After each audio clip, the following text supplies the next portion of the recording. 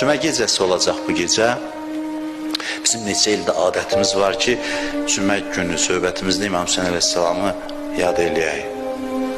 Bu gecə İmam Hüseynin ziyarətinin çox böyük savabı var Ramazan ayında. Elə hər vaxt, cümə gecəsi.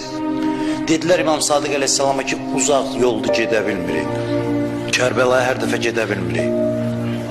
Dedi ki, harda olursa olsun, 3 dəfə deyin, sallallahu aleykə ya Əbu Abdullah, 3 dəfə. Onu görmək savabıdır. Ramazan ayı bəli rəhmətdir, amma orucla tuturuq. Həcc bəli rəhmətdir, həccə gedəndə adam bağışlanır, amma təvaf səyid edirsən. Burada heç eləmirsən. Burada otursan, burada hər şey İmam Hüseyin eləyib. Burada desə, Əssalamu aleykə ya Əbu Abdullah və salam. Bundan görün böyük rəhmət var.